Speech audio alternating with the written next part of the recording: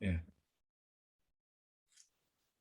So we're still waiting for a few more people to join. So yeah, we'll give it a few minutes. Let's give it a few minutes. Let me share my screen, get that all set up.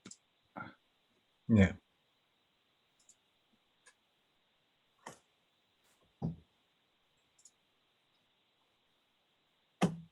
You guys seeing that okay?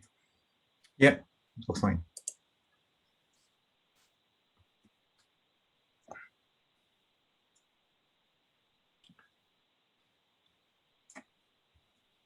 So welcome everyone that's joining. If you can remember to change your Zoom name to company : full name, because there's going to be a lot of people here meeting for the first time, if you make it easier.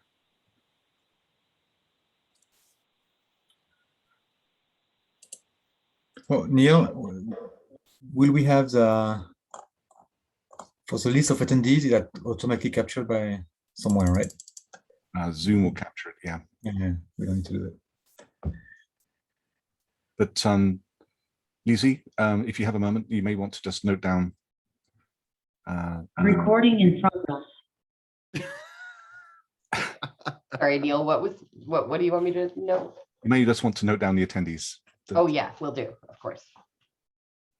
Thank you.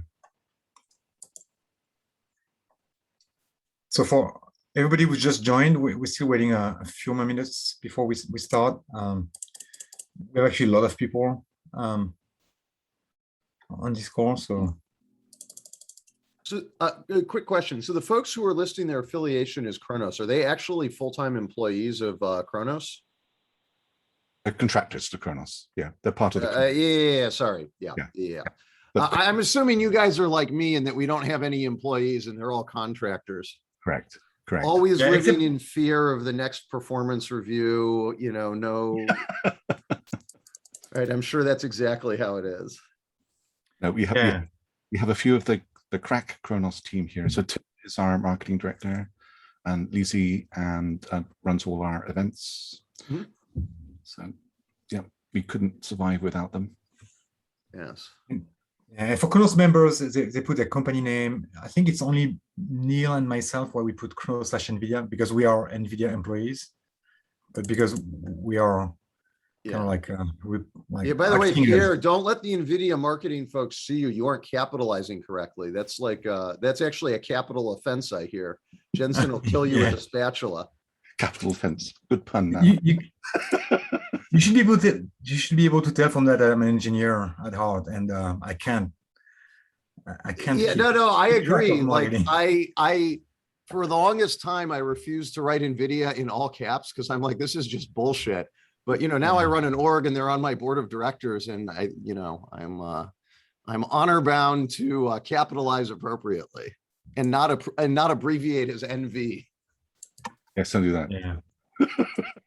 So I just made you happy. I renamed to all capital letters. No, you're not making me happy. You're making Jensen happy. Don't do it for me. We barely know each other. Well, actually, I used to read all your articles when you were publishing things. Thank you. You don't know me, but I knew you. I think we briefly worked together at a prior company, even though not when you were in Toronto, I think. No, I wasn't in Toronto, but I did do some work for AMD. Yeah. Yeah. Yeah, it's such okay. So I think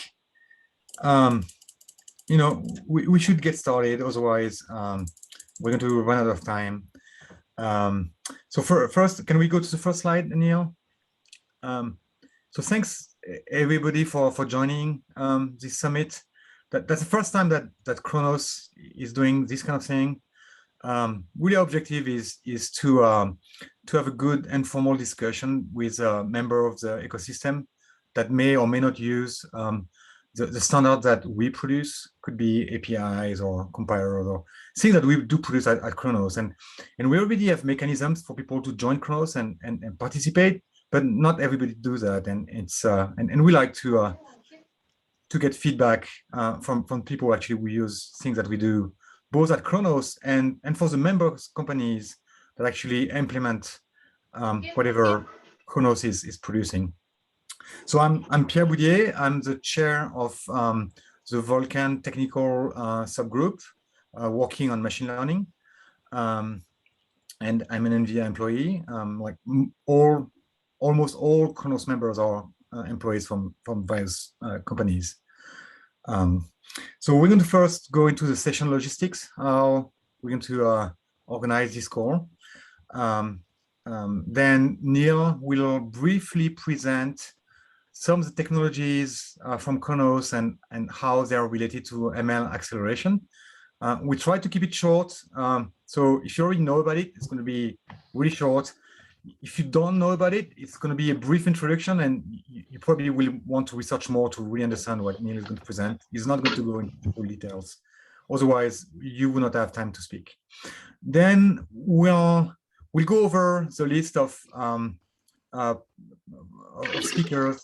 Each speaker will present their slides, and we'll finish with a global Q&A session. Hey, folks, can you all mute yourself if you're not speaking? Yes, thank you. So can we go to the next slide? And don't forget to change your name to. Oh yeah, and don't forget to change your name to company name and then full name. It makes it easier for everybody to know who you are. Yeah. This session is a good way for all of us to know each other and to be able to say what you want and what we want. So logistics. So I haven't seen all presentations uploaded on the Google Drive. So if you haven't done so, please do it right away. So far, I only had 8 presentations. Let me refresh the folder. So I think we still have 8.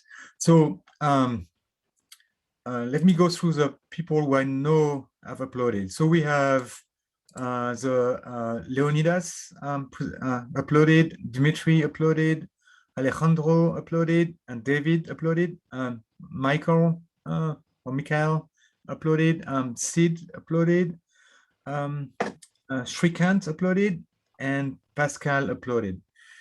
If I did not give your name and you still want to present, just please say something on the chat so that we know, and then we give you time. So with those 8 people, we can start with instead of the 6 minutes time slot, we can extend that a little bit to 10 minutes. That gives you more time to go over whatever you want to say. We try to let the people present without interrupting them. And if you have any question, please use the chat window in Zoom to ask your question. If the question is easy and Khronos members can answer them, they will answer right away. Otherwise, we have Victor from AI Motives, who's a Khronos member. We'll ask those questions at the end. We're trying to make it less chaotic. If everybody tries to ask a question and we go into we could be into some trouble. Please, when you present things, please try to give your unvarnished feedback. Don't be afraid to criticize. Say what you have on your mind. Whatever makes your life miserable and you think that Khronos could help you, just go for it. We big guys, we can take criticism. We may not have an answer for you, but at least we want to know what is on your mind. If you sugarcoat things, we can do things. We need to know what makes your life miserable. We like as well problem statements more than solutions. Oftentimes, one issues could have multiple solutions, and we have many Khronos members, and we have many people with different possible solutions to your problem. So there will be some negotiation, and so if you give only one solution, it makes it hard for us to help you and create standards for that.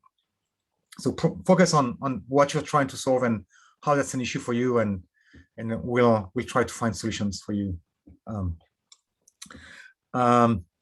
So you saw in the agenda the order of the presenter. So be be ready with your slides to present. If you can't present from your computer, then we can present for you. We can share your slides for you. I think Leonidas is in that case. Otherwise, be prepared so that we don't waste too much time between sessions. You are more than welcome to attend both sessions. There will be a follow-up session, which is more friendly to Asia, and which works okay for people in the US. Not so much for Europe. So us European will have to wake up at midnight or 1 a.m. to actually attend those, and I will do that. We will record, those sessions are recorded, so the recording has started, and we will share the recording, so you will have access to it. Once those 2 sessions are over, Khronos will collect all your feedback, your top 5 requests, things that are painful for you. We'll try to organize them, and we'll try to distribute the work to different working groups based on APIs and possible outcomes that we could have.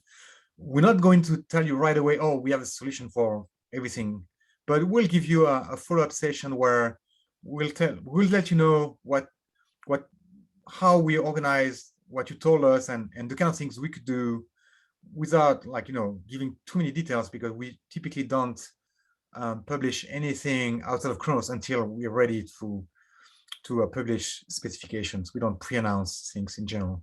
So if you need to know, then you could join Khronos one way or the other to know more. But otherwise, we let you know, at least that we understood your request and how we group them, and that we try to tackle them, or we may not tackle them at all because we think it's not up to us, or we're not qualified to do it. But at least we'll give you feedback in a follow-up session. And that's going to be, I don't know, in a couple of months. I mean, it's going to be a lot of feedback, so it's going to take a while.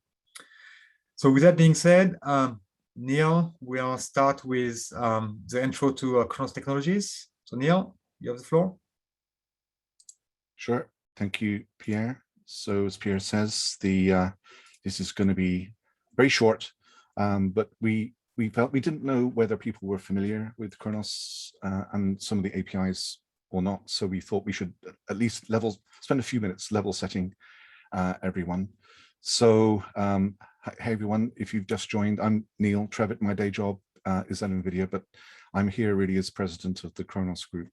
And thank you again, everyone, for being here. We really appreciate your time and your input. So if you haven't met us before, Khronos, we're a non-profit standards consortium. We're open to everyone who wants to join, and all our standards are royalty-free for the industry to use. Our focus is on enabling applications to access the power of hardware acceleration for things like 3D graphics, virtual and augmented reality and parallel computation, including machine learning, which is why we're here today. Last year was our 20th birthday, and we have over 180 members from all over the world, from largest companies down to small startups. We have around 16 standards in active development, but today, of course, we're focusing on the ones that we hope are most relevant to machine learning, and that includes some of the 3D APIs such as Vulkan for explicit control of GPU, graphics, and compute. And we have a family of APIs for parallel computation there on the right-hand side, which I'll go through very briefly in just a second. We also have the GLTF 3D asset format and OpenXR for portable, augmented, and virtual reality. We call those the metaverse standards, but we won't be covering those today. So this is a very high-level view on how the Khronos standards for parallel computation relate to each other.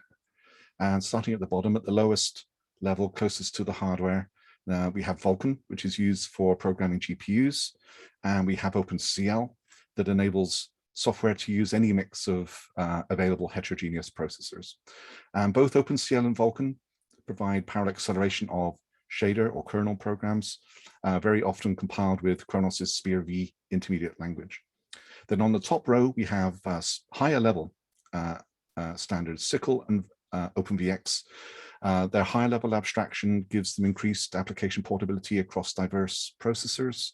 SYCL enables parallel programming using standard C++, and OpenVX uses a graph abstraction to express vision and inferencing functionality. And SYCL and OpenVX may be accelerated by the lower level APIs, but that's not compulsory. It's a choice left to the implementers. So just spend 1 minute on each of those APIs. OpenVX graphs enable a developer to program vision and vision algorithms and inferencing by connecting a set of predefined functions or nodes. OpenVX in particular enables inferencing acceleration alongside the classic vision functionality. And it's being increasingly used as a portable inferencing engine.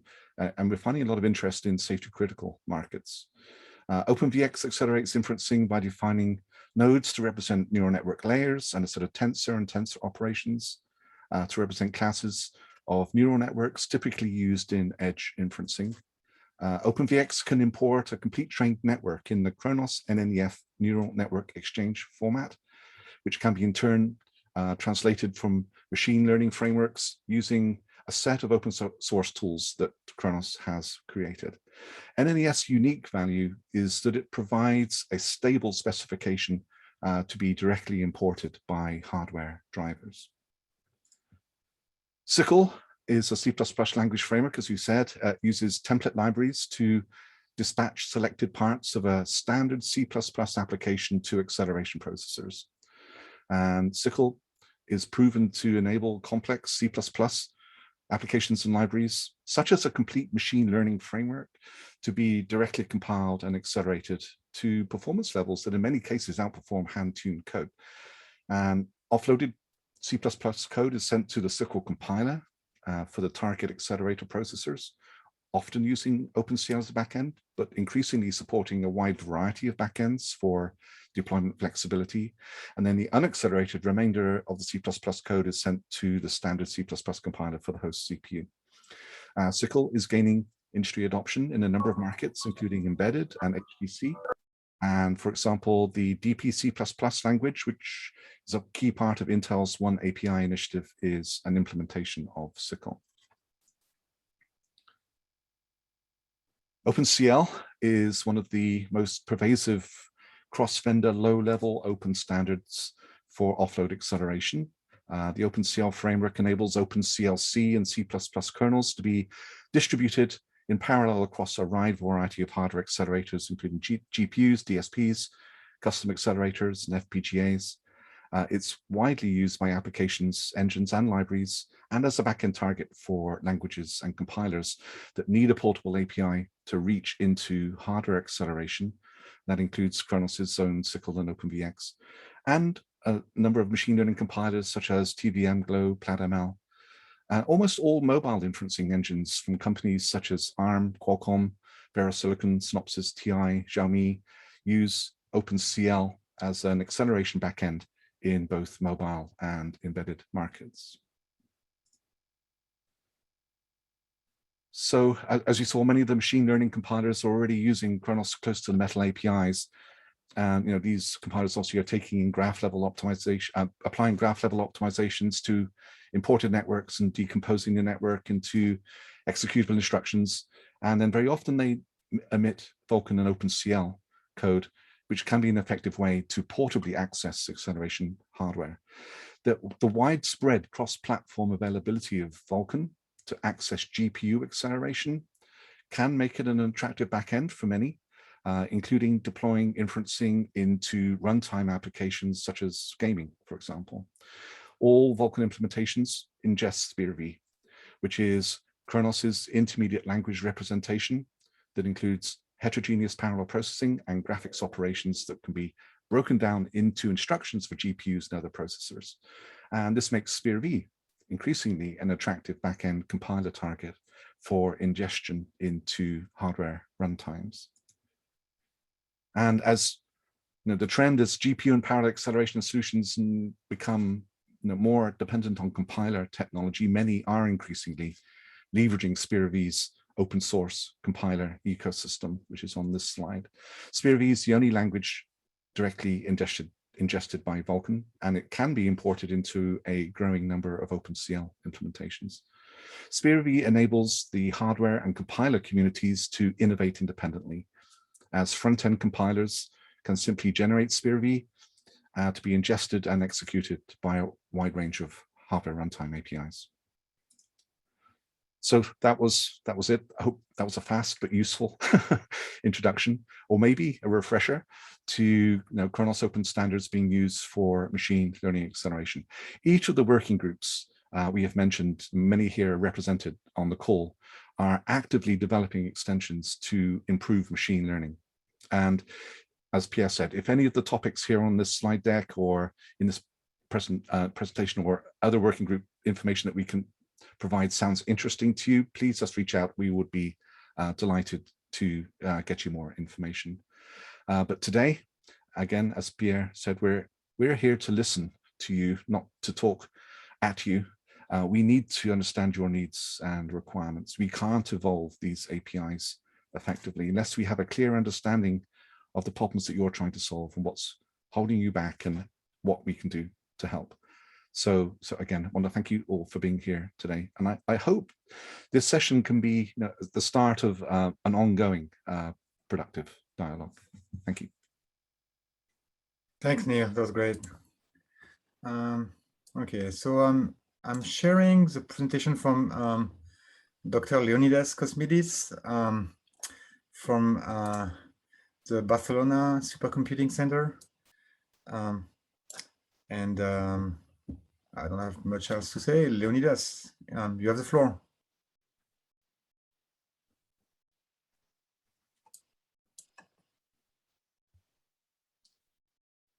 You may be still on mute. Let me see if I can unmute you. Can you hear me now? Yes, we can hear you. Thank you. Okay, Yeah. perfect. So I guess you can see the slides projected. I don't have any visual feedback. Yeah, so we're on presentation slide, and then you let me know, I will move forward. Good. So in this presentation, what I would like to talk about is some considerations for safety critical systems. So let's move on in the next slide. So I'm working in a high performance computing center. However, in my group, we are working with safety critical and real-time systems.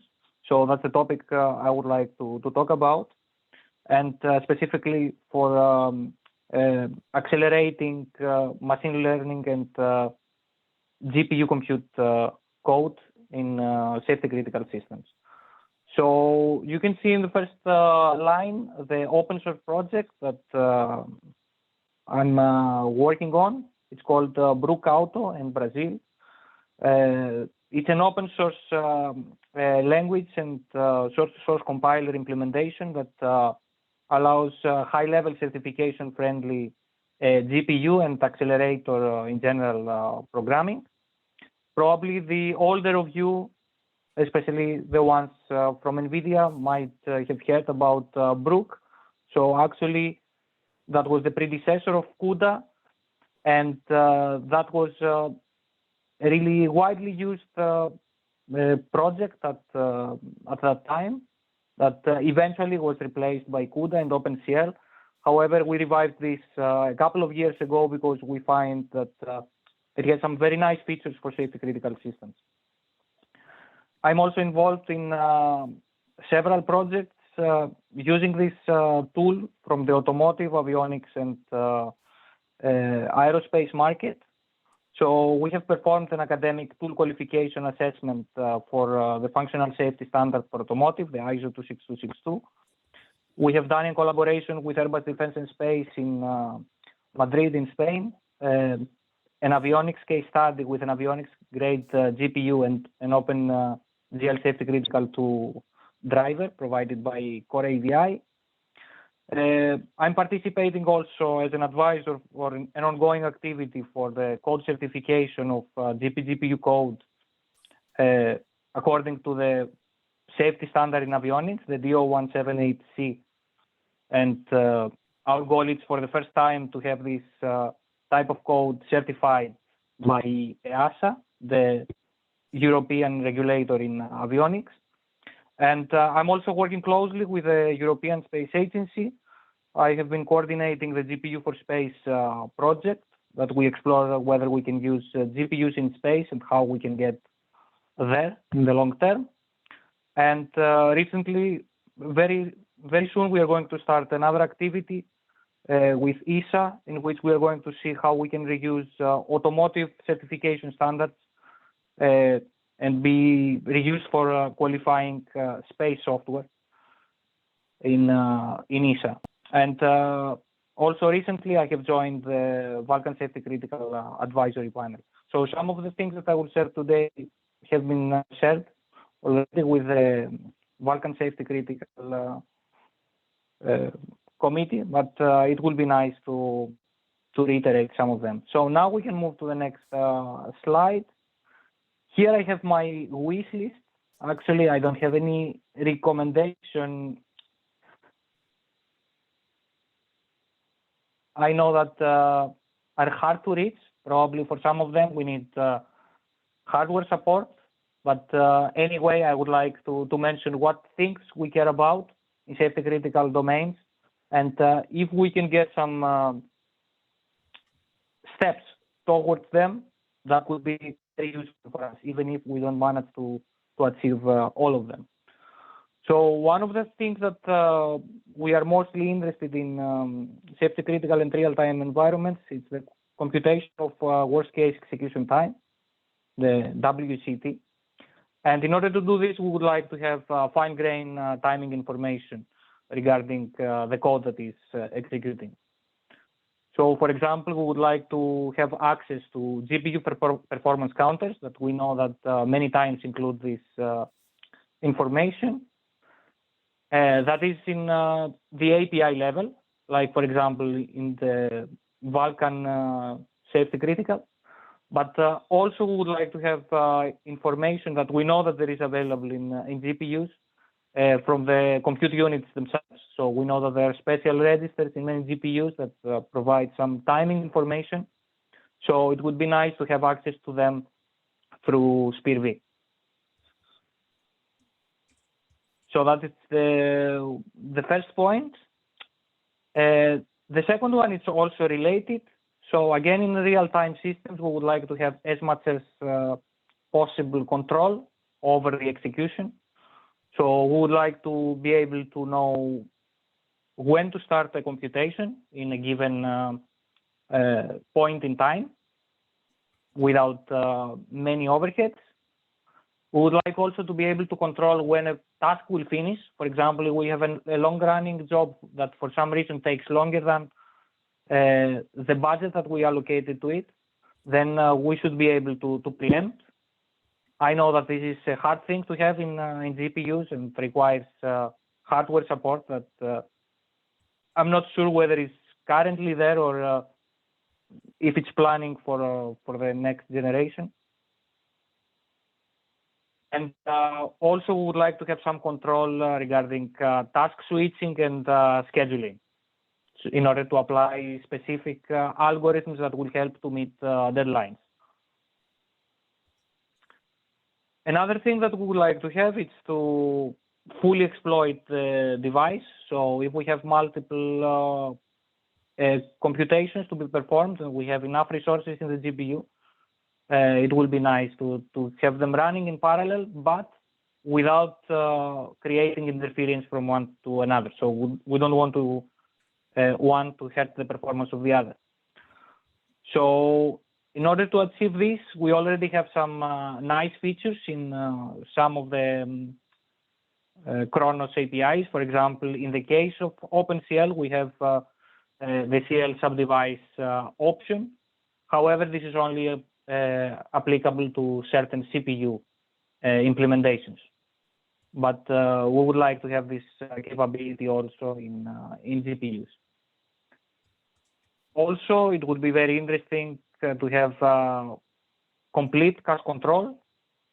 For example, if we are partitioning the device and we have different computations running in different compute units, and we have a shared cache, we would like to have the option from the hardware or even for software solutions to partition so that we don't have interference from one to the other. And also, I know that several hardware implementations have fine-grained control features like when we have memory operations, we can specify the cacheability.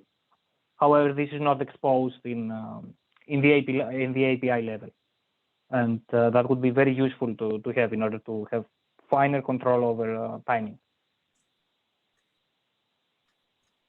Now let's move to the next slide.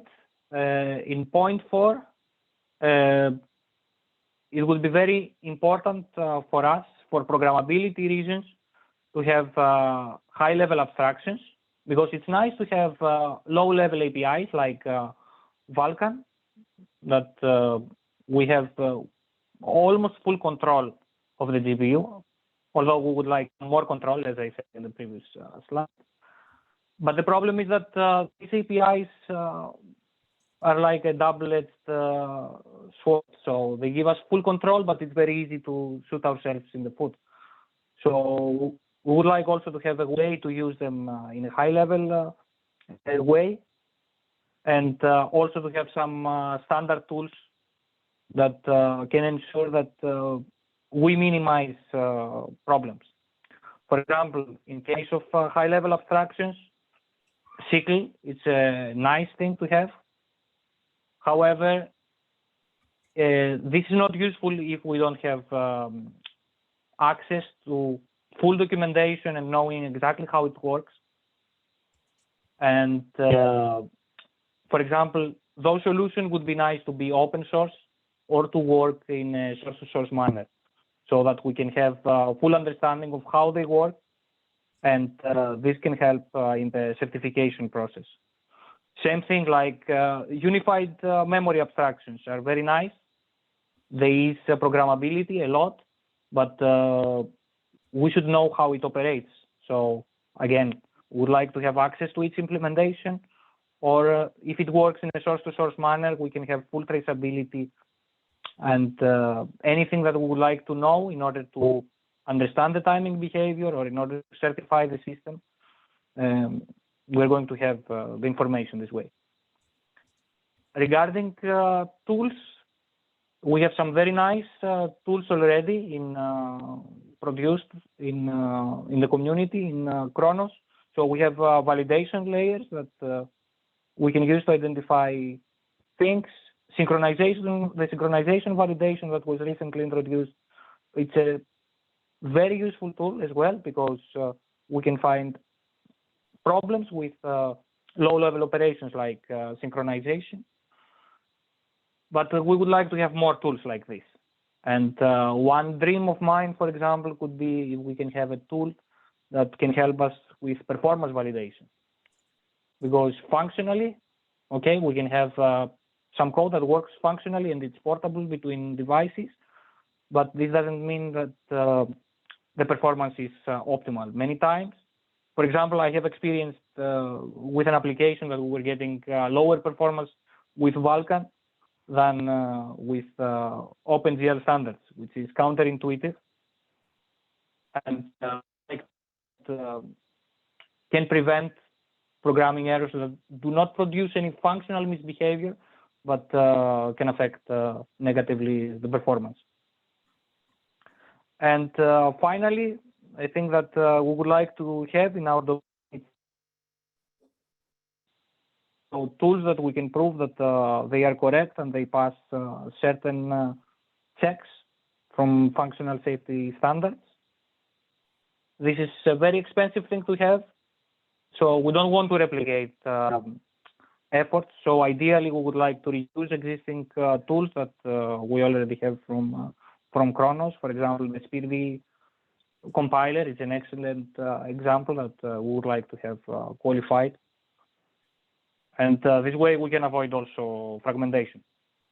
So this is good for the community, good for economics, and that's something that we would like to have. And we can help in this way. We have experience doing that. So if you consider this, we will be happy to contribute. And that's all what I wanted to say. I don't know if there are any comments or you would like to discuss. Okay, thanks, Leonidas. I mean, this is great feedback. I really love the we can help. We always can use help. Yeah, just like joining this session is a huge help already. So that was awesome. At least to me, everything was clear. I don't have questions. I mean, I have some ideas of answer, but that's not the time to really give them. But I think everything is clear. So is there any question from anybody else? So, okay, we will try to collect. Go ahead. Hey, so this is Balaji from Qualcomm. Just had a quick question. So are you basically looking to run compute shaders for all of your computation, both machine learning and compute? Do you need anything different for the machine learning aspect?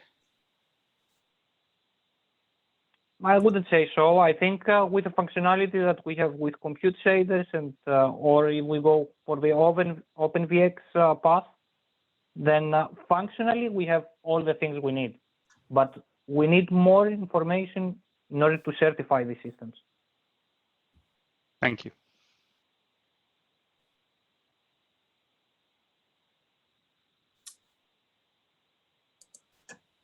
That was cool. That was awesome. So let's keep moving along here. I've got an eye on the clock here. Yeah. So so I don't see Celso on the call. So we'll go to Dimitri from University of Zurich. Dimitri, can you share directly, or do you want me to share? Hello? Yes, I can hear you.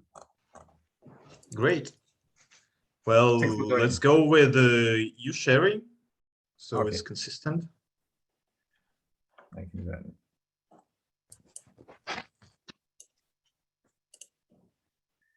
So yep,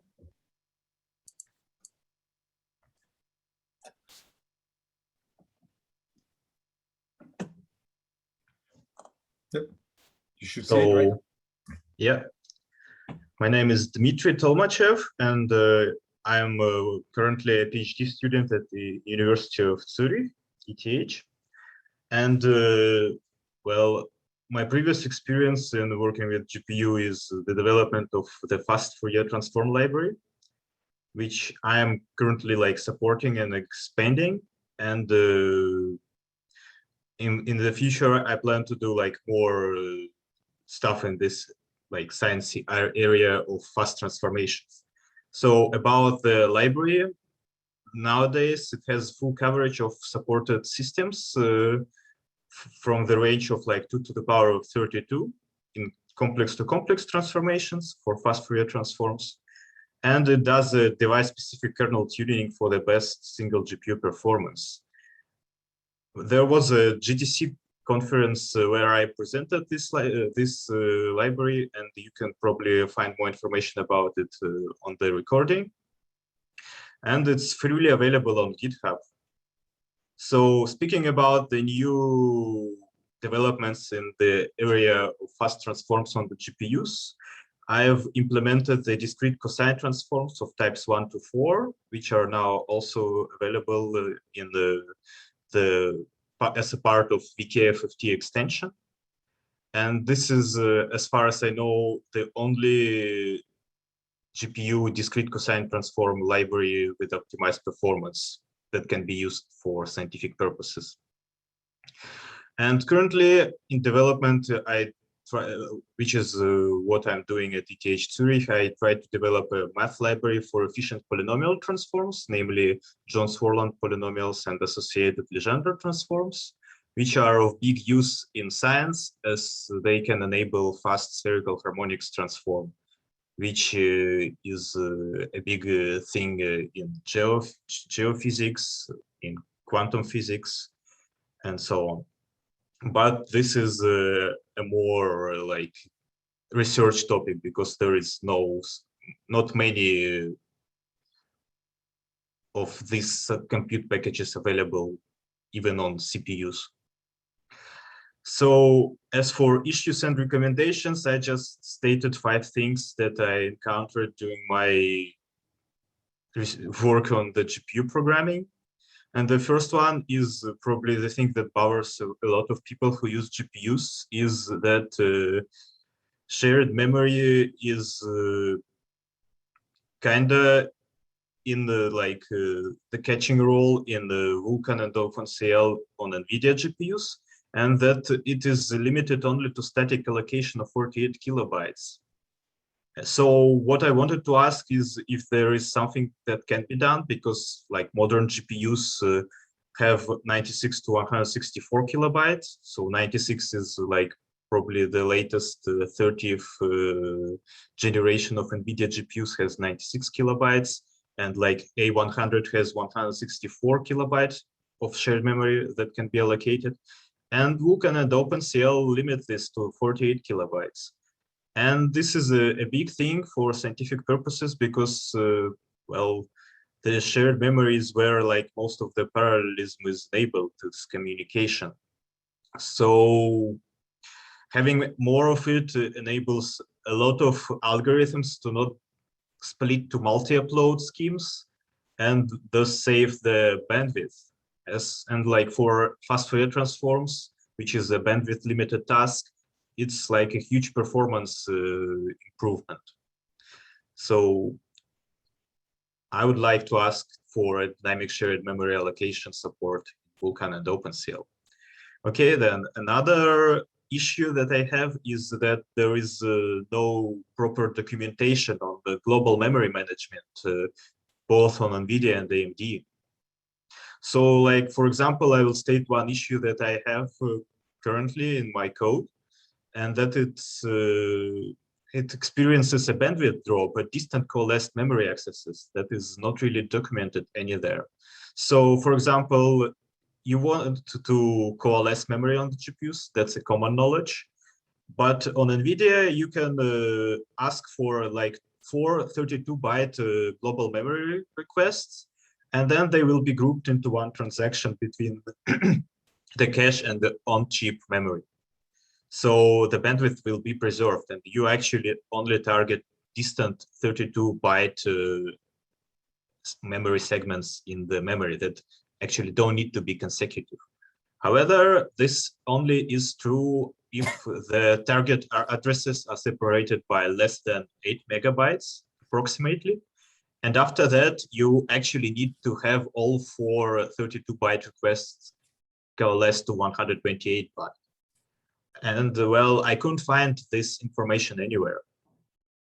And the same holds true for AMD GPUs, though this technique doesn't fully solve it. And the last mention of how global memory management is done on the AMD GPUs dates to the heated GPUs, which are like 10 years old. So far, I don't know how to solve distant coalesced memory requests on AMD GPUs. Okay, so now we will move on to recommendations. Next slide. And as many people also noted, like for compute applications in Vulkan and OpenCL, the profiling is just not at the same level as NVIDIA Nsight for CUDA. And like, I'm just saying that NVIDIA Nsight is extremely good, and I would like to have something like this for Vulkan and OpenCL. And as of now, I am profiling my Vulkan and OpenCL code as I generate CUDA code and then profile it with NVIDIA Nsight. And that like allows to transition the memory knowledge and how the accesses are performing. But it's just not a solution for everybody. Okay, another recommendation is to allow allocation of more than 4 gigabyte storage buffers. So in Vulkan, so as far as I know, CUDA heap and OpenCL allow this, but the logical memory model of Vulkan still limits this. And like I yesterday checked the driver page for most GPUs, and it's like still at the 4 gigabyte. And like modern GPUs like A100 have like up to like 100 gigabytes of GPU memory. So it would be good to allow like 64-bit addressing and bigger buffers in Vulkan as well. And the last is more like a request for AMD guys. So your AMI 100 supports OpenCL, but not Vulkan. So I would like to ask you to enable Vulkan compute for CDNA architecture. Well, NVIDIA has it for A100, so probably it would be a good idea for you to have it as well. So that's all I have for today. Thank you.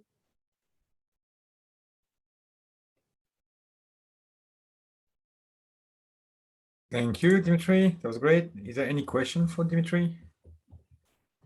Hi, this is Victor from AI Motive. I would have the question of how this all translates to machine learning. Are you using all this in machine learning libraries? Well, I'm not directly related to machine learning, but I'm related to computational physics and just general computations on the GPUs. So it's more like GPU programming questions, but like all of these issues and recommendations will be useful for machine learning, as far as I know. Yeah. Well, it's all in all, machine learning is just glorified matrix multiplications and linear algebra, and that's what I'm doing. Yeah, there are some I don't think that's how machine learning actually works. Right? So it's relevant for whoever wants to use that. Sorry, go ahead. Yeah, I was going to say, I don't think that's how machine learning actually works. There's a lot more than just linear algebra. But the other thing I'd say is for folks under the hood, on the level of where I am operating, and I'm just writing basically linear algebra and machine learning. Yeah. Oh, and solvers. That's what it can be decomposed in the lowest possible level. I think there's a lot of other primitives that get used for nonlinear functions and other things. But the thing I was going to say, just for folks to contextualize, is that even though, you know, when you think about like, you know, something like image recognition or whatnot, one thing to keep in mind about machine learning is that as we evolve, like a very common thing in HPC is going to be blending ML with classic HPC, right? So, you know, you might have a workload where you're doing cosmological simulations that where a component of that is machine learning. So I wouldn't think about machine learning as being a discrete, wholly separate workload necessarily. And I would think of, you know, I would think about the context that there will likely be blending of those things. So, you know, just because Dimitri is very focused on sort of classic scientific things doesn't mean that it's irrelevant for machine learning. Yeah, excellent point. True.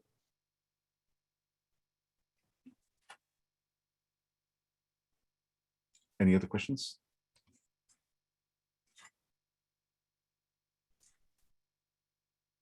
That's great. We love your library, Dimitri. Keep loving it. Okay. Sure thing.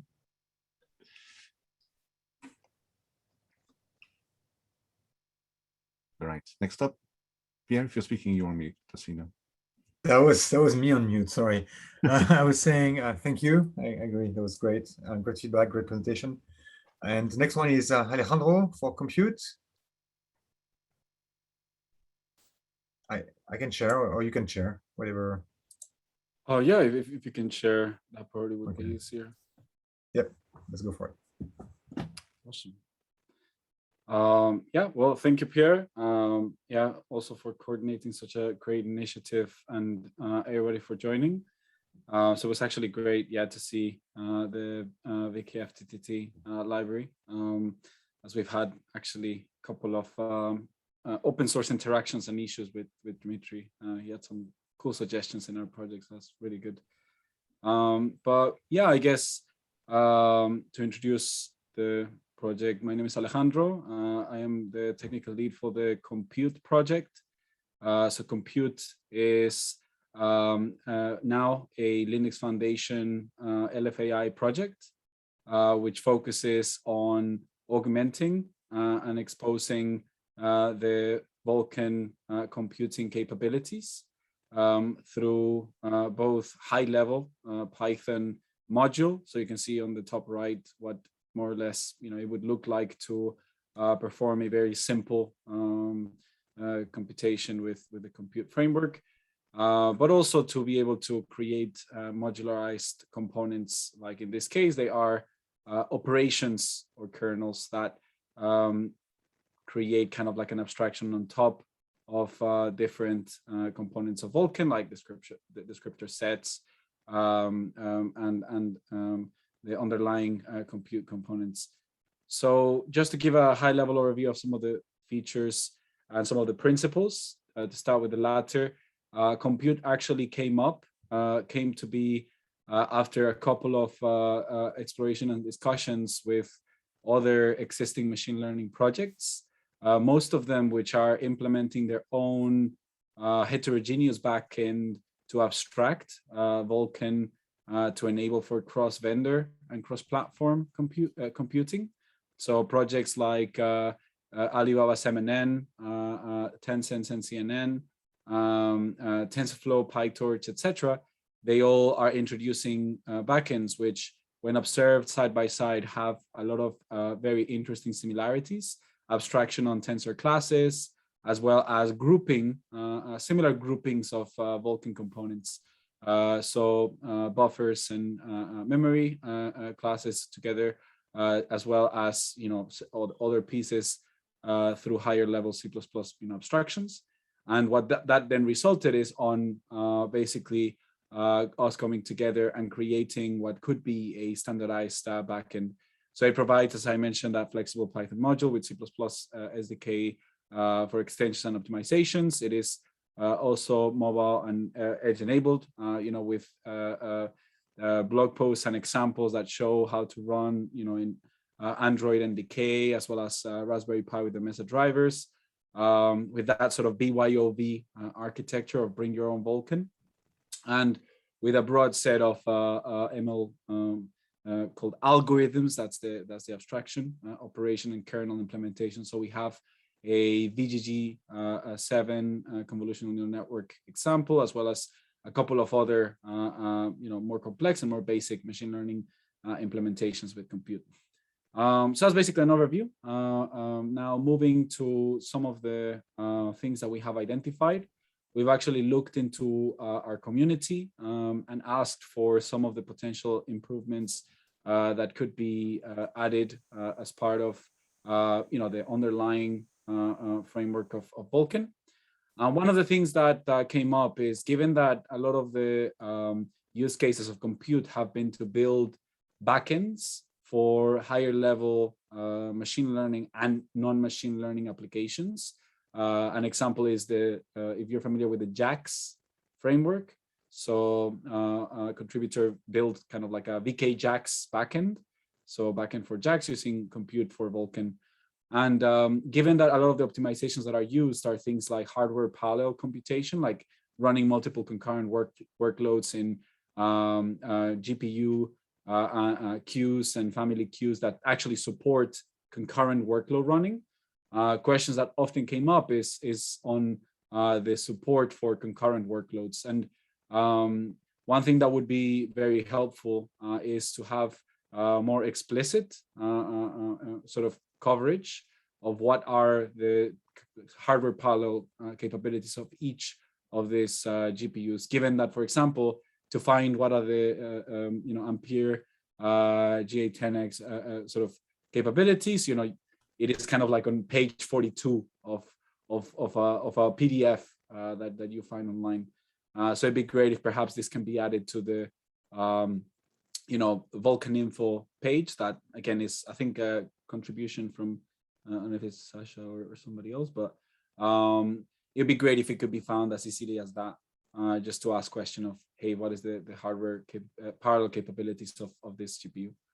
The second one is better application development tooling for individuals that are creating frameworks like compute, or even like others that have talked about, like VKFT, the fast Fourier transforms, like developing those things kind of requires just general development tooling, like running it in CI pipelines where you would want to avoid having to run a CI with GPUs. So perhaps an easier way of leveraging something like Swift Shader to be able to run the applications on CPUs. So that's how we actually run our CI on GitHub Actions in quite an efficient way. So perhaps creating some standards of best practice for CI testing on Vulkan applications. Another one would be providing, out of the box, maintain multiple versions of Vulkan SDK enabled images so that it's easier to test against multiple different versions of the libraries.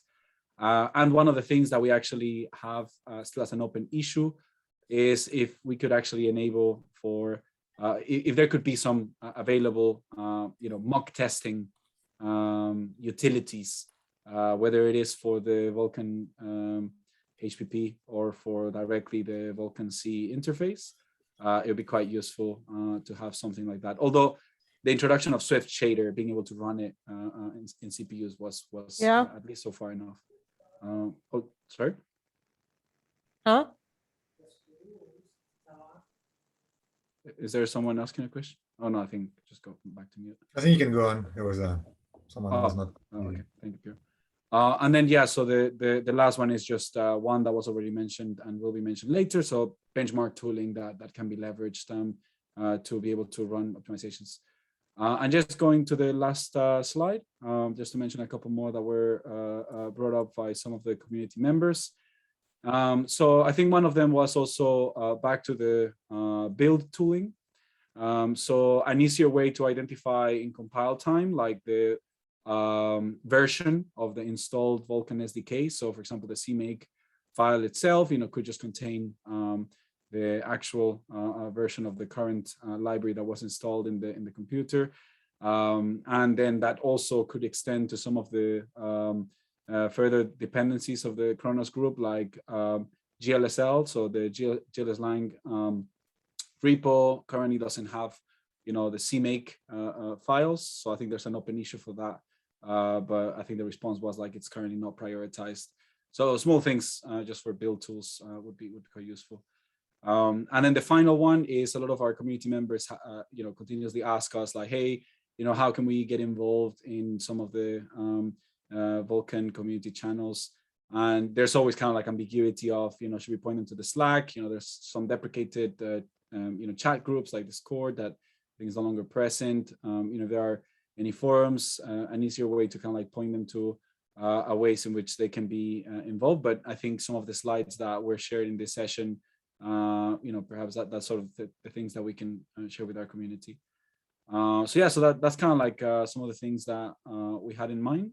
So I'll probably just pause there to see if there's any thoughts or questions, and if not, I'm more than happy to also catch up offline. But yeah, thank you all. Thank you, Alejandro. And thank you. There's one question coming in the chat. Yep. Is VKJax still an active project, or is it is tagged as archive on GitHub? I'm not sure. Interesting. Yeah, I'm not sure. But yeah, I guess it answered its own question there. Yeah, it depends on whether that author is still maintaining it.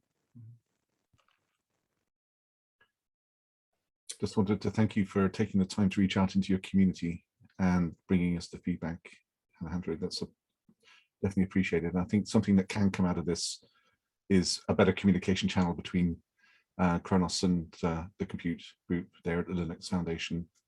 But we are looking to put together some more formal liaisons with the Linux Foundation. So this would definitely be a key part of that. And that'd be great. Yeah, that'd be amazing. Yeah, we have already a GPU acceleration committee, so we'd love to, do anything to make sure that the channels are strengthened. So that's great to hear. Yeah, very cool. And you mentioned GPU info. Shout out to Sasha Willems, who maintains that. And I know you're Vulkan, but for the OpenCL folks here, we're going to have OpenCL added to that soon. Just you heard it here first. Hopefully in the next month or two. And we just trademarked bring your own Vulkan. Just kidding. Well, that violates my trademark. No, it's okay. I just love it. I just love the BYOV. Oh, that's great to hear. Yeah, awesome. So if there is more question, just ask them in the chat, and we'll either answer in the chat or at the end. But we need to move on. So David, you have the floor. I mean, unless you want to share the slides yourself, I can. No, I'm happy for you to drive. All right. So for those who don't know me, I'm David Cantor. I'm the executive director of ML Commons. And I also help to lead several of the ML perf benchmarks, as well as power measurement. And as Pierre and I were chatting, I have a background in computer architecture, microprocessor design, et cetera. And I'm fairly familiar with some things going on within the Khronos universe. Next slide, please.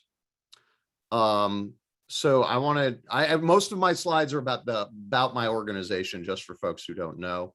Many of you all are members.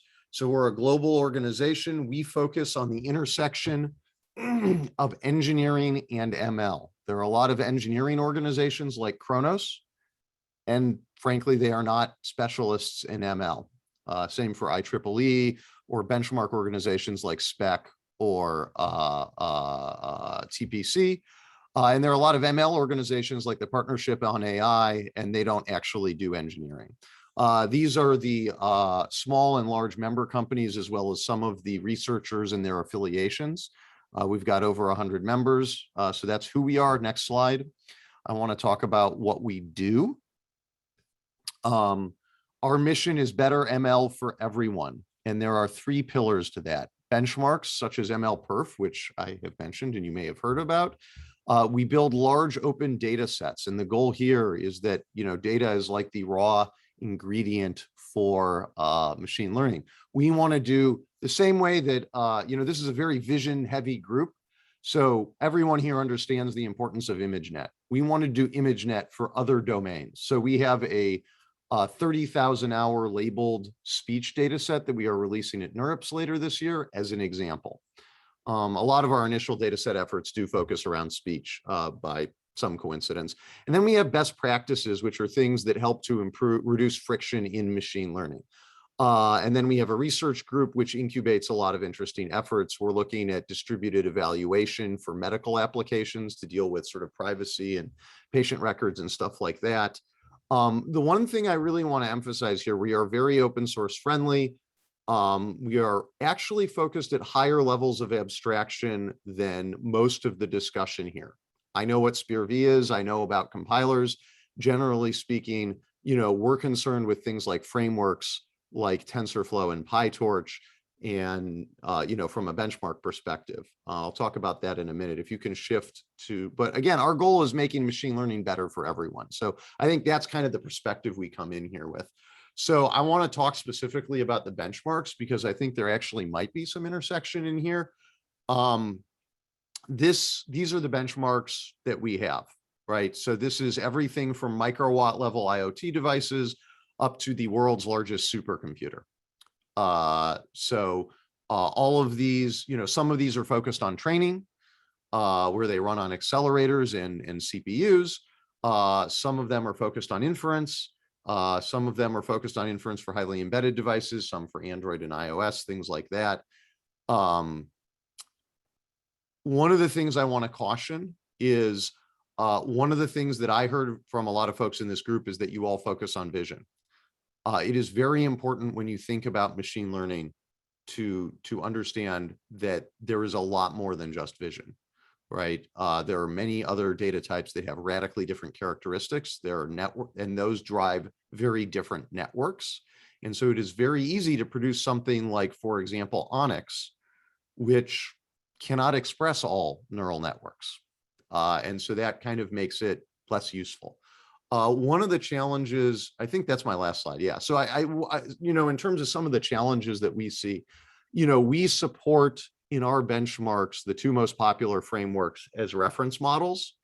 That would be TensorFlow and PyTorch for training and inference. For our mobile stuff, we're very focused on TensorFlow Lite. And then for IoT, it is TensorFlow Micro. So one of the issues we see is, sort of portability between these things, right? There's no single representation of neural networks. The folks who control these two frameworks are competitors, right? Facebook and Google, and it's very, maybe that's a strong statement, but the machine learning software ecosystem is very fragmented. And so that does present a problem. So for example, if you're a mobile developer and you want to use some sort of machine learning, whatever it's for, you're going to be using maybe Core ML on iOS. I don't even know what you're going to use on Windows. And on Android, you'll probably be using NNAPI or TensorFlow Lite. So those are some of the challenges we see.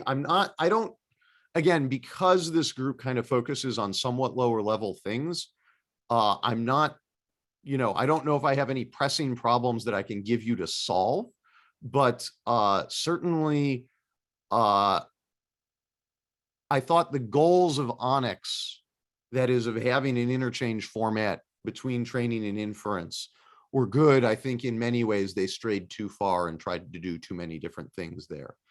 But I think broadly speaking, it is in the best interest of ML Commons, it is in the best interest of our members, and it is in the best interest of the industry to reduce friction for adoption of ML. Like, our goal is, how can we get a bigger pie? How can we all have a bigger impact on society and make more money?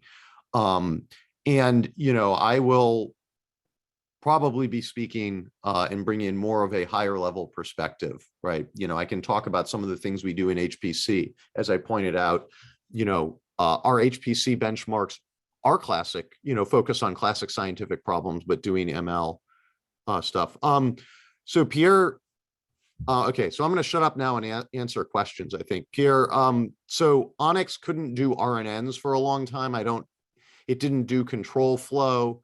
And, politically speaking, I think it's sort of in a no man's land a little bit at this point. We do support it in inference. For MLPerf inference, we support generally Onyx, PyTorch, and TensorFlow. For training, the reference models are in TensorFlow and PyTorch, and we allow people to re-implement in a mathematically equivalent way as expressed in our rules. So if you want to use, Alibaba will use their Sinian framework. Baidu will use Paddle. NVIDIA likes to use MXNet, although nobody uses MXNet anyways, but people are allowed to use whatever they want. Our mobile benchmarks are a little bit different. There, it's much more tightly constrained, and we do not allow re-implementation in equivalent frameworks or representations, but we do allow the use of vendor SDKs. So yeah. We're also, actively involved in engaging with other organizations to help them sort of increase their ML chops. So whether that's folks in the automotive space, telco space, whatever, there's a lot of folks who, are very interested in the seams between their world and machine learning. And so I see that part of our mission is to try and help drive that and help people improve there. Whether that means bringing in some of our perspective on what does it mean to train a neural network for an autonomous vehicle and what is meaningful there, or which might be a little bit more aspirational for someone who is today looking at an L2 or L3 driving solution, right? So, and we do try to be informed by, we don't want to be backward looking in what we do. We tend to be a little bit forward looking and try to get the right balance between cutting edge and bleeding edge. So, yeah. And we also, we do get a lot of input from our advisory boards, which are comprised of sort of like industry experts and academic experts to help us make decisions about, what do we want a benchmark to look like, and other things there. So thanks for the invite. Anyone else have any questions?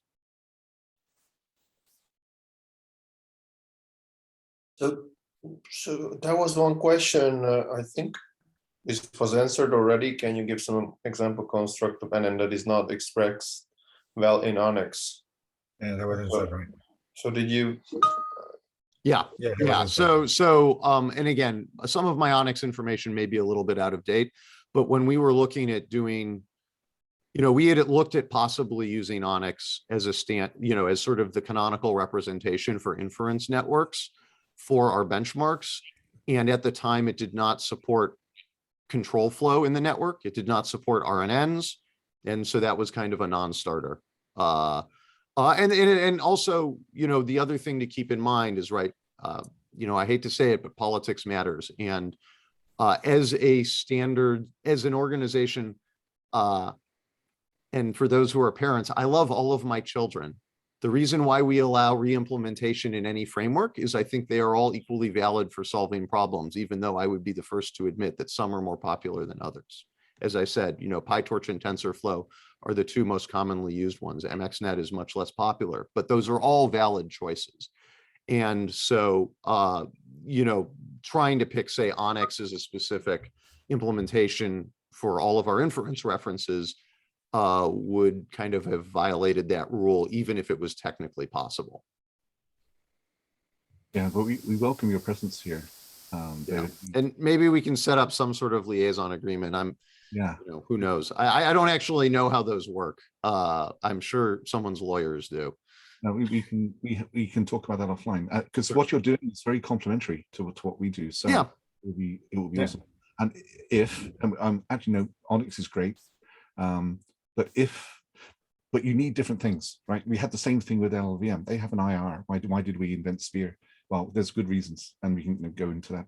Yeah, no. Yeah, absolutely. So if NNEF can complement what Onyx is doing, it has, the Khronos multi-company governance model, so the politics is less. If we can add value, that would be awesome. Then we can be delighted to talk about that offline. Sure. Yeah, anyways, yeah, thanks for the invitation, and thanks for listening to me. I'll yield the rest of my time up to other folks who have probably more dire and pressing problems that you may be able to directly address. Well, I think actually your problems are pretty, they apply very well to NNEF. So I do welcome them. And it would be nice actually to see which are networks that you would like to be able to express. Anything in an MLPerf benchmark suite.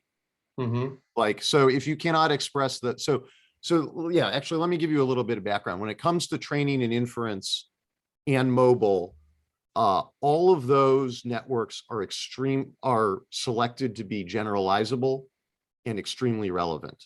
And so in some cases, that means we know they're directly in production on billions of devices. In some cases, that means that they're related to things that are in production and being used. In some, things like that. In some cases, we know that they're used to qualify purchases, actually, in a lot of cases. And so I would say that if there are networks in our GitHub, in our various GitHubs that you cannot represent, you have a problem. The HPC networks are a little bit more difficult, or not difficult, but challenging in the sense that in the science world, because of the way funding works, a lot of, there's no consensus about what you do, because the way the government funding works is, let's say you have 3 groups working on climate change modeling, right? So the government will actually want them to try radically different approaches, because if they all just do the same thing, they're going to get the same answers, and that's not scientifically valuable. So there's like less clear of a consensus in the context of HPC and a lot of scientific computing about what is important. So, in some sense, it's hard for me to point at that and say, oh, this will comprise, a dominant workload on the world's supercomputers. But I can say they will be used, and things like that will be used. And, all of our stuff is designed to be, representative and reasonably generalizable. And the other thing I would say that we do that is, very important is when we look at things, this is always driven by real data sets. And it's important to keep in mind that machine learning is utterly unlike any other compute workload. You cannot divorce it from data. If you use synthetic or bullshit data, you will get rubbish answers. if you are not careful. I mean, there may be some situations where, you know, like for an image recognizer, it doesn't matter what you shove in, but like honestly, for a lot of things, like if you do not evaluate on real data, you will not get anything interesting out. So. Okay, thanks, David. In the interest of time, we have to move on to the next speaker. That was great feedback, though. Okay, so Mikhail. Hi. Go ahead. Can you see me? Or can you hear me? At least I can hear you, and Yes. now I can see you. Yes. Ah. Hey, Mikhail. Hi, guys. It has been a long time. Hi, Neil. Very, very long time. Very happy to be back to Khronos and to help advance the ML cause on embedded edge. So let's go to the next slide, please.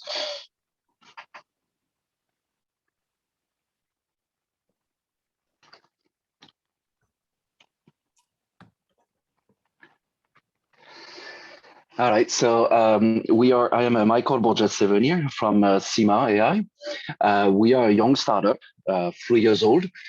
We are bringing to the market a chip called the MLSoC that would be available next year. This is targeting CV applications at the embedded edge for applications such as smart vision, robotics and autonomous system, automotive, among others. So this chip is a type-based scalable architecture with what we call a mosaic. Machine learning accelerator that is targeted to be 10 tops per watt or 50 tops at 5 watts. It has microcontroller and DME engine for developers to actually leverage all the capability of this architecture. It has also an ARM subsystem, and it has computer vision with FPU and a lot of DSPs. This is a full SoC, really targeted at machine learning, deep learning, in fact, and especially CV. Other things are possible with it, not just the computer vision. It is used with LiDAR, with radar, and other type of sensors. So to go to the next slide. So I don't have too much recommendations, and actually it's probably more questions and issues that we found.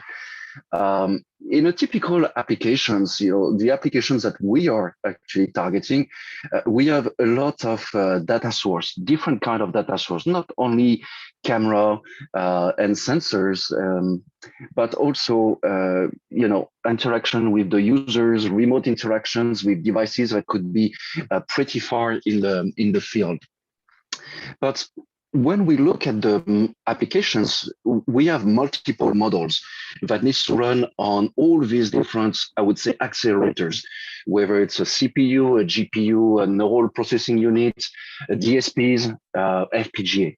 So really how it starts, usually we got some model that comes, from PyTorch, TensorFlow, MXNet. We tend to prefer when it comes from ONNX because at least it is framework independent and that avoid a lot of nitty-gritty that goes into these training framework that are actually non-reproducible sometime, and you got to do some kind of I would say reverse engineering to figure out, oh, this is an operator version 2, version 3. What does it mean? And it's always a nightmare. Between different versions of this framework, you got some incompatible nodes and behavior. So this is really often a nightmare when you want to have a model that then goes to a compiler, and then it is split into all these different models.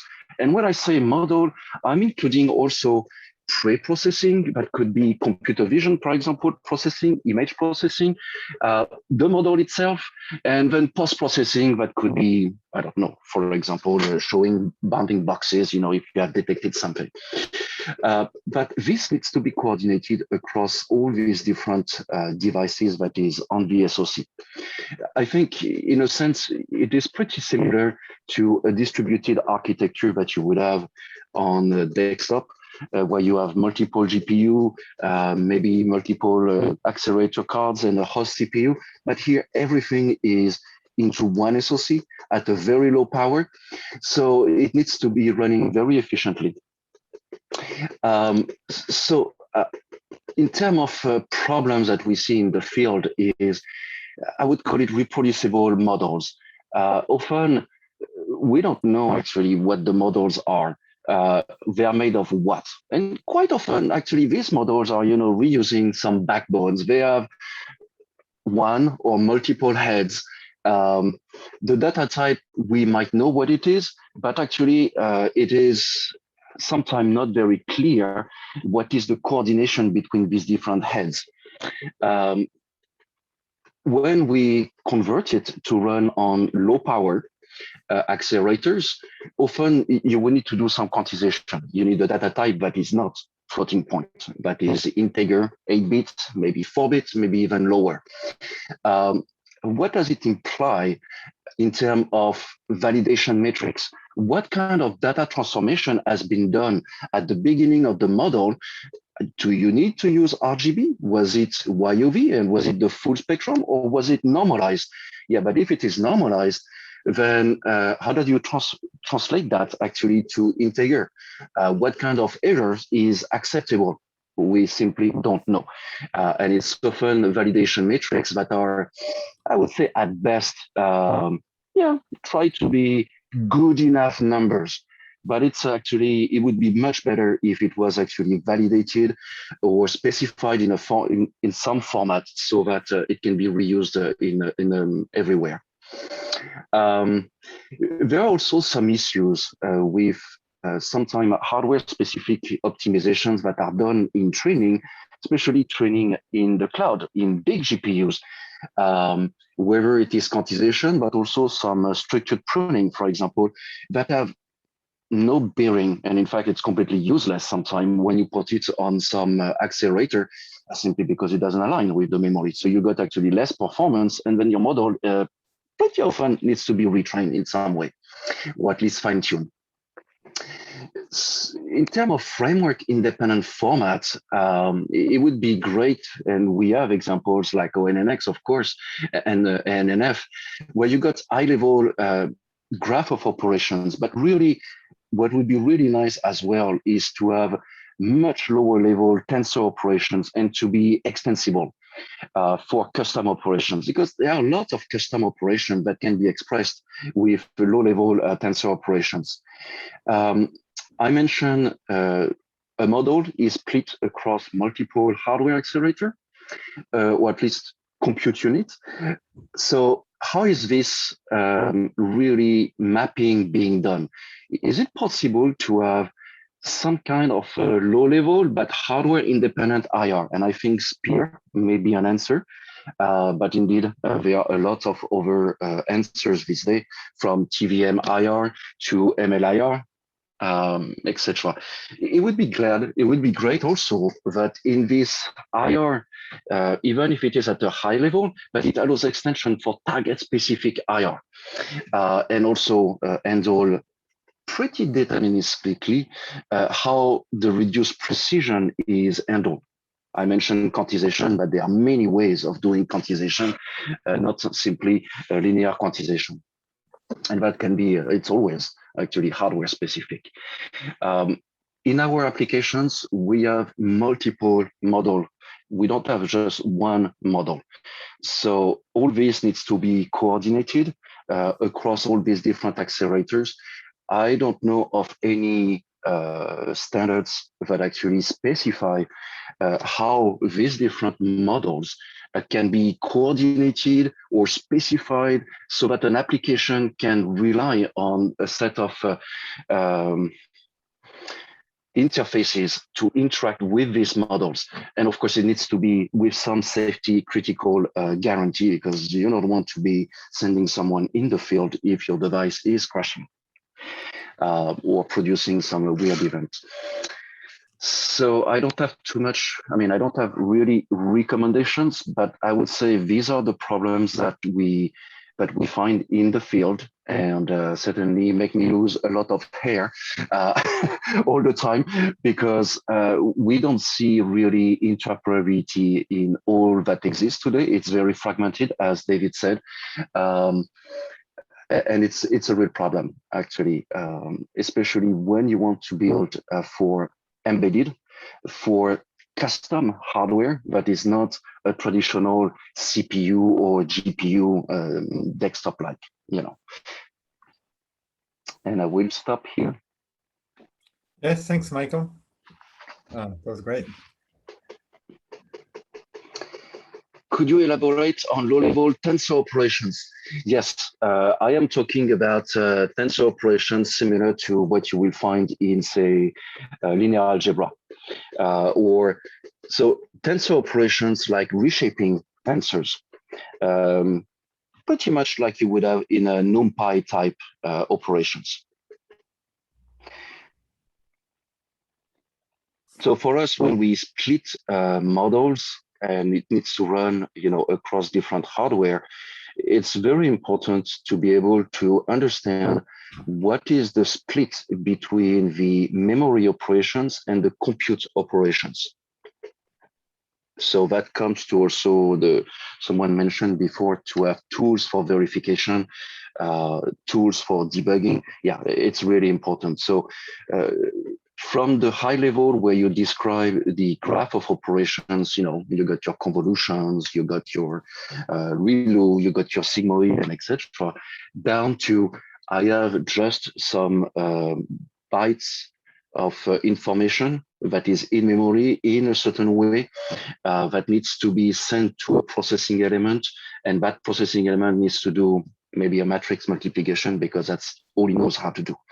So all this can be expressed in some intermediate representation, you know, not necessarily low level, but low level at least enough so that it is independent of the hardware, but express enough what is the operations you want to do. I think, you know, when you look at IR that you find in TVM or NML IR, that's the kind of operations that I'm talking about. Okay, so by the way, there should be a presentation from Google in the next session on MLIR, so I recommend that you try to join that one. Definitely. Okay, thanks, Mikhail. I think in the interest of Neil, you have a question? Yeah, if you bring up the next slide deck.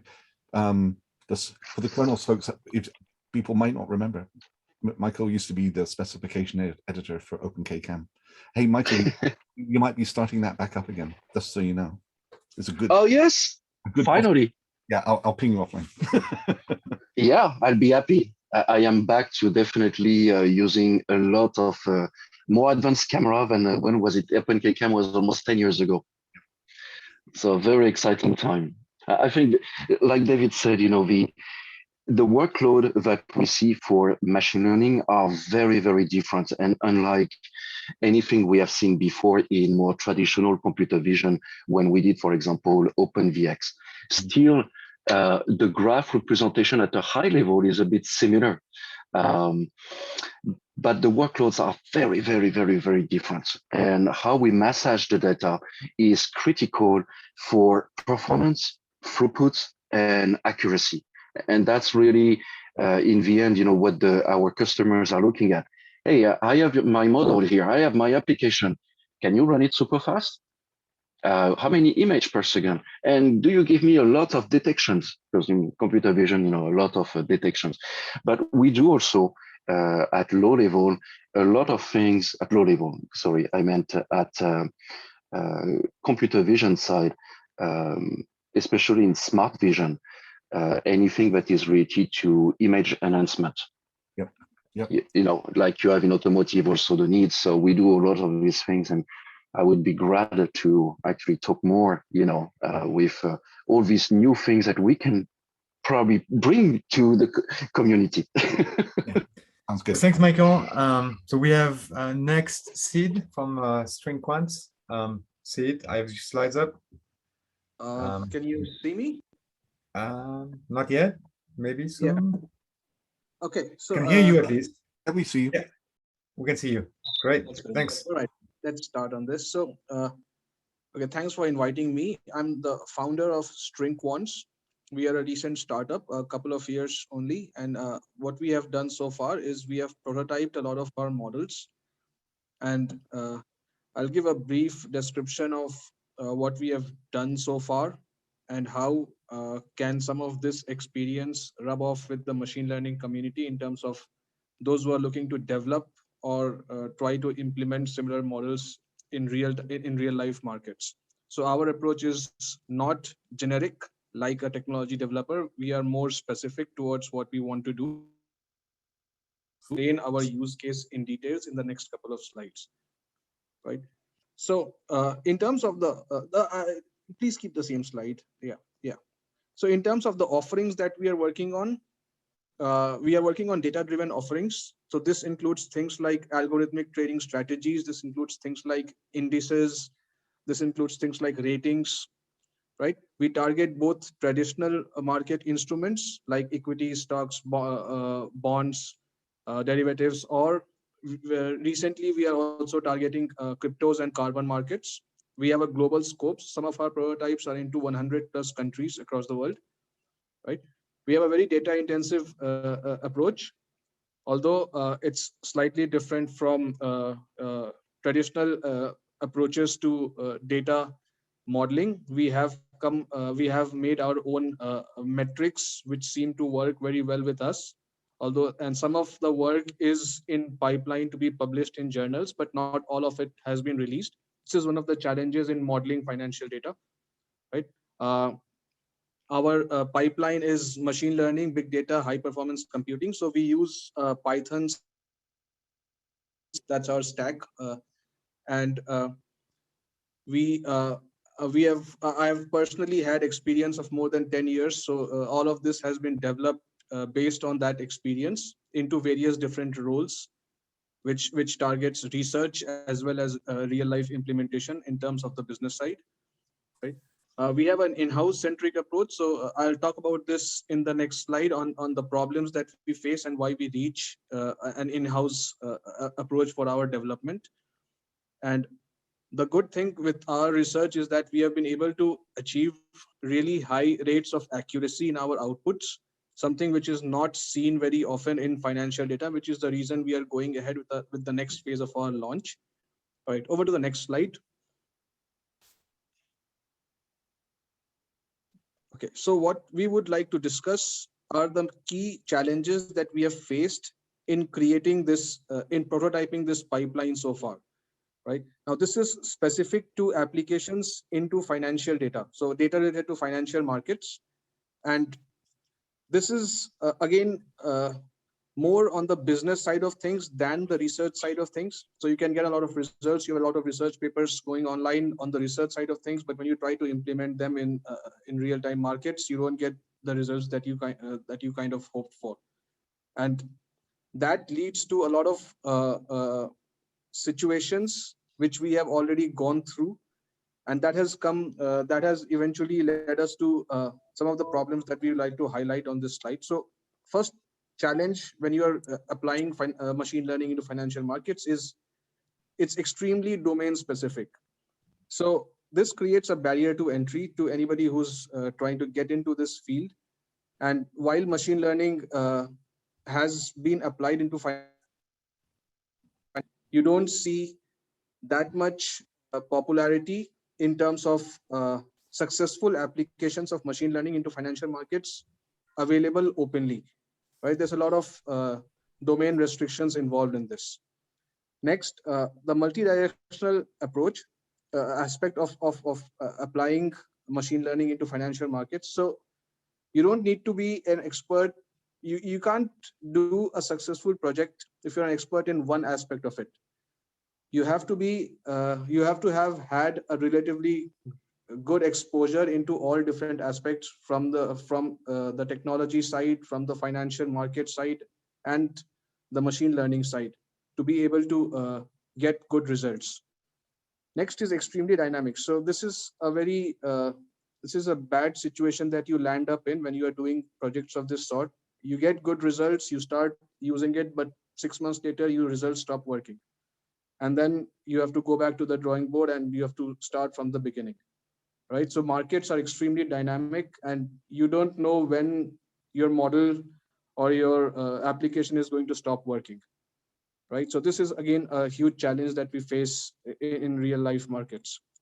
And finally, we come to business metrics. So there's a lot of research metrics that's available in trying to create these applications. But in case of financial markets, it's not only good enough to be to get good results in the research metrics. You have to look at the business metrics. So as an example, you might have a very good model that gives you a very good fit in the data that you have tested it in. But when you try to implement it, there's a lot of business costs. As an example, transaction costs would eat away your profits. Bringing the entire pipeline into fruition would create a lot of problems. So all of these eventually cut down your results into virtually nothing. So that leads to a huge failure rate. So these are the main challenges that I've personally experienced, and we have tried to work around it and and found solutions around it. So anybody who wants to develop technology related to this or wants to get into this field, these are the main challenges that you'll have to look at. So that's going to be a short and sweet presentation from me.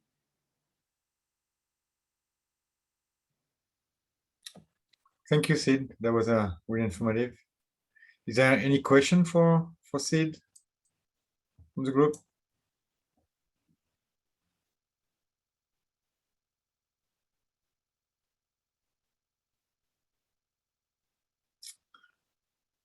Okay, then we can move to the next presentation from Shrikant. Can you hear me? Yes, we can hear you. All right, cool. So my name is Shrikant Arikatla. I'm from Kitware. Kitware is an R&D company that does lots of, that maintains and develops lots of open source toolkits. You must have heard of CMake, VTK, ITK. We also do a lot of slicer work as well. So this is a relatively new toolkit and a project. So this is interactive medical simulation toolkit that we started off in 2016. So it's a C++ based open source toolkit. It also has a C and C# wrappers that is mainly aimed at real-time multimodal interactive surgical simulation. What it is a bunch of modules, physics-based modules mainly, that sort of allows you to quickly prototype surgical simulations. It could be games as well because they have a lot of intersection. So the physics-based simulation is not a monolith in the sense that depending on the surgery and the requirements of accuracy, you could be using wide variety of physics models. You could be using finite elements, the classical finite elements. Constraint-based dynamics is very popular nowadays. It's also used in games. For example, NVIDIA's Flex library is one of the examples for that. And smoothed particle hydrodynamics, one of the models that is also used, which is particle-based. Rigid body dynamics, mostly prevalent in robotics, is very common as well. And it's not just the simulation of these physical objects, but also the handling of these collisions or interactions between these objects that is important. So we have modules for that as well. We also have, obviously, any surgical simulation would like to have realistic rendering, advanced rendering, and visualization. One of the main aspects of it as well. So we also have a bunch of geometric filters, mostly through VTK backend. These are just pure geometric operations.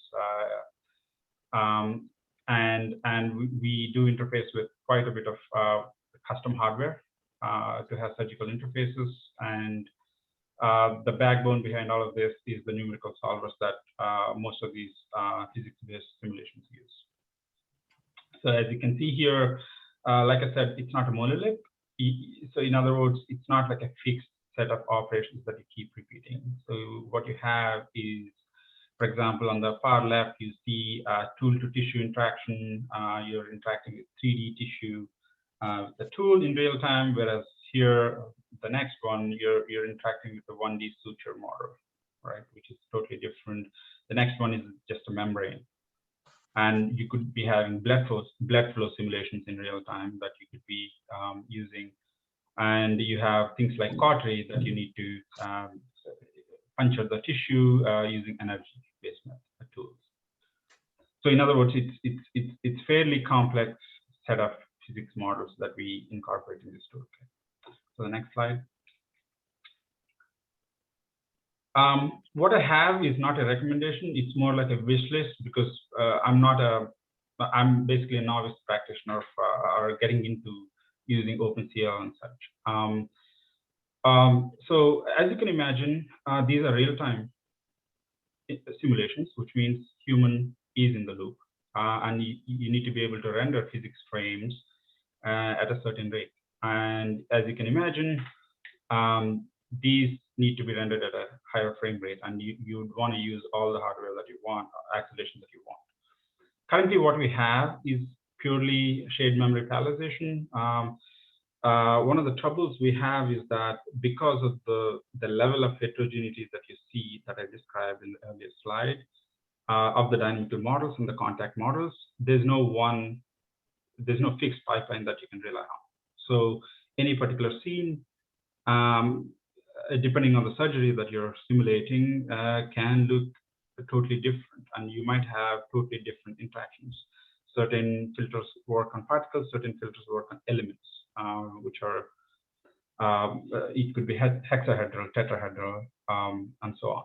So one of the solutions that we came up with and you have two levels of parallelization, as you can imagine. You could have loop-based parallelism and scene-level parallelism.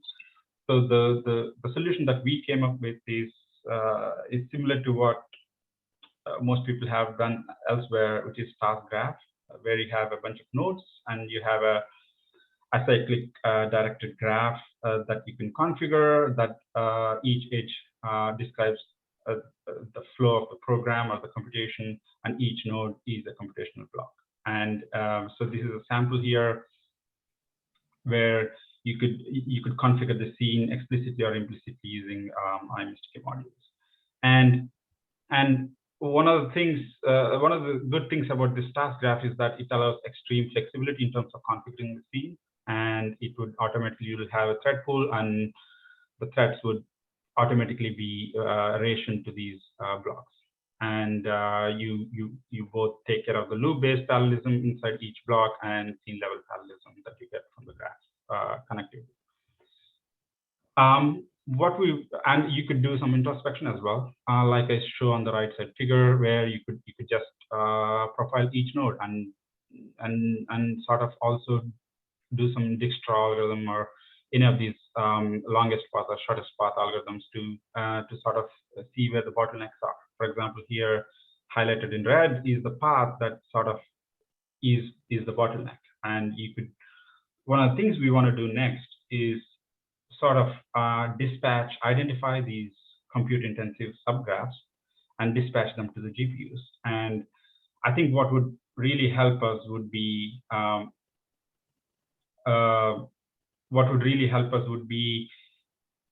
better assistive tools to sort of analyze this. We could do introspection, but we need analysis tools to sort of tell us which portion of the subgraphs is viable to move to a certain hardware. For example, not every node, computational node, is suitable for each hardware. So if it is compute intensive, maybe it's more for the GPU, and you need to be able to have these tools to be able to tell us in a reasonable way how to schedule these dispatches. So I was looking around, and one of the things there's something that is closer to what we're looking for, which is from a MediaTek, which is called Core Pilot. So this is more targeted for mobile devices, but I think that is something close to what we're looking for, and we would like to explore more on that front. The next slide. As you can imagine, so these are so these systems are hardware and software. They work together, and they are human-in-the-loop systems, which means the human is interacting with the system, and the system gives feedback, and it goes on. And the low latency is a big requirement for this. Meaning, if you're involving haptics, let's say sense of touch, you have much more higher bar to pass in terms of the time that you need or you take to render a physics frame. For example, if you're dealing with really stiff objects, you would need around 1,000 frames per second to render things or simulate and render haptics at 1,000 frames per second to be able to feel things properly. Whereas if you have soft objects, you can go down a bit to 700, but still the budget you have for each frame is around 2 milliseconds. So as you can imagine, any improvements on the hardware or the implementation of the API that would reduce the latencies and maximize the bandwidth would be very helpful for us. I think that's it. Any questions? So Pierre did ask one question: are the nodes always compute in the task graph, or is there some graphics rendering? No, so this is purely the computational tree, and we render asynchronously in the data. So we memory map the data, and then the VTK renders. Mm-hmm. And I would like to ask if some of the compute nodes involve machine learning computations. No, they do not, but that is something that is possible. So I also, it's also important that to note that, so if you go back to the previous slide,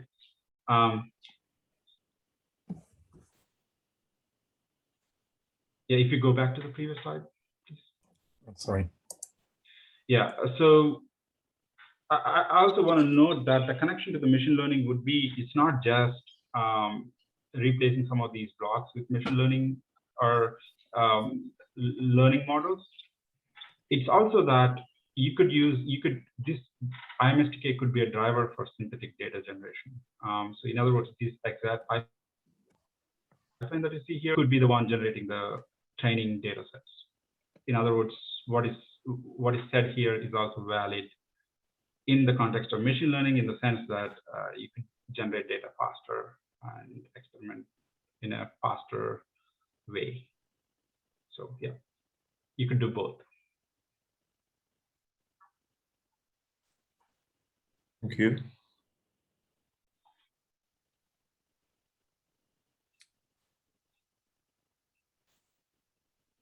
Thank you. If there's no other question, then we can move to the last presentation.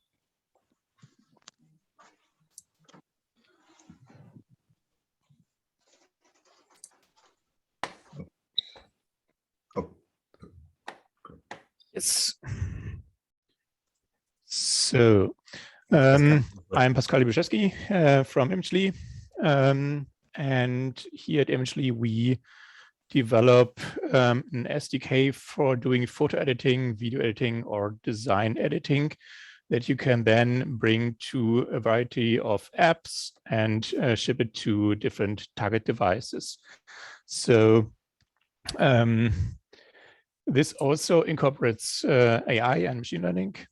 And in the example in the middle, you see, for example, a person. And if you want to switch out a person like this by your own images, like, for example, you want to ship postcards or so, you can do it on 1,000 images. Then you need some kind of automation, and this is done with our machine learning models. So we have now basically hundreds of applications that are hosted by our customers, and they run on different target devices. And we have machine learning models that you want to ship to the target devices or provide it in the cloud, for example. So this is some kind of high-level approach where something like OpenCL could be very handy. But we found out that OpenCL is often not the most streamlined way to ship these models. So my issues are more or less high-level issues. We want to do inference on heterogeneous target devices like mobile devices, Android and iOS, in the web, on the server and in the cloud. And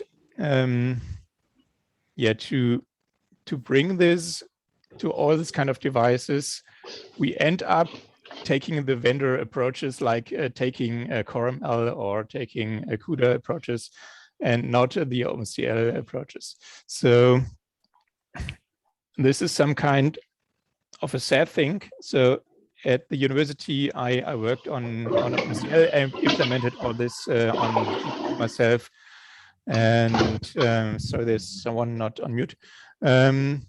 And bring this all into OpenCL would be really great. And we struggled to do this. So this is also, I guess, some kind of politics involved here, like NVIDIA supporting their own stuff more than OpenCL, and Apple doing the same, and so on. So this makes it hard for us to actually ship these things to different target devices. So and the last issue that we have is, so can you please mute yourself? So there is some kind of lacking tooling where, for example, the NVIDIA stuff is really great and the OpenCL stuff is lacking behind, which could be improved to just bring a streamlined process from the beginning to the end to the devices from our machine learning models. Thank you. Any questions? That was great. Thank you. That was good. So, I mean, just what were the was it the fact that the OpenCL wasn't available on the devices that you're looking for, or wasn't reliable enough on the devices that you're looking for? What was the key kind of? So for one application that I wrote on the university where we are doing image processing and some kind of machine learning, we found out that the compilers were not on par. If you take the same code from CUDA and OpenCL and run it through the compilers, you get faster code out of the CUDA compiler. So you're losing performance, and which costs you money. And then the other stuff is that bringing the machine learning models to ONX, for example, which we do, then closes down some paths that are easy to reach. So for example, we use TensorRT on the NVIDIA platform, which gives really nice performance.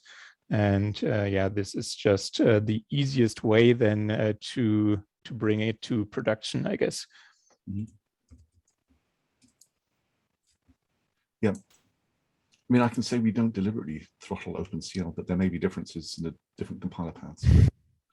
I'd love to talk to you offline and see what OpenCL problems we can help fix for you. Yeah, so this was an old problem. This is also not the case anymore.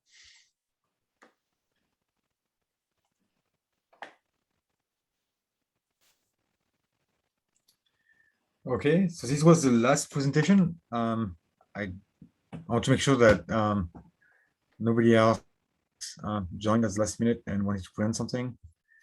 If that's the case, we probably short time now, but we could schedule. I mean, we could schedule you in the next session if you're willing to join later today, US time. So thanks everybody for attending. It was a great feedback. I'm sure the various Khronos members, which you saw on the participant list, were listening with interest, and we'll have a healthy discussion on our side, trying to categorize your items. Some of them are high level, some of them really detailed, but they're all valuable. Yeah, I mean, we have a couple spare minutes. I mean, can I ask people's feedback? Was this a useful format? I mean, perhaps pluses or the Zoom plus green tick mark or not, or the red cross. I mean, did people find it useful? I I found it useful, but I'm not the point. So I'm interested. Or are there any suggestions on how we could improve the format for next time around? I thought we ended up with about the right time for the different presenters. So I think trying to cram in more would be counterproductive. I think this felt about right, fast-paced enough to be interesting and people to ask questions. Okay, all right, yeah, cool. Some green tick marks. So what are the next steps, Neil? So we're going, as Pierre says, we're going to absorb and discuss and debate all these great input points that we have, and we're going to arrange a follow-up session to which everyone will be invited, and there will be some solutions, some ongoing discussions, I'm sure. Exactly. And as Pierre mentioned, we do have another session this afternoon. It's the same Zoom line. If you anyone's here as well, welcome. And let Pierre know if you want to speak. Yep. So I think I haven't seen, I haven't checked if we have like all the presentation for the afternoon are updated. Probably are not. We'll see. So if you want to present again, there may be some slots. Okay, I think we're, unless there's another question, then we can close 5 minutes early and maybe take a break before some of us have a meeting in like just next to this one. Yep. Any questions for anyone for any of the presenters?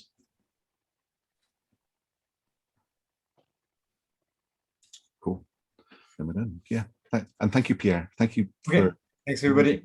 A lot of effort into organizing this, so that's appreciated. Thank you. Yeah. Thank you. Thank you, everybody. Bye. Have a good day.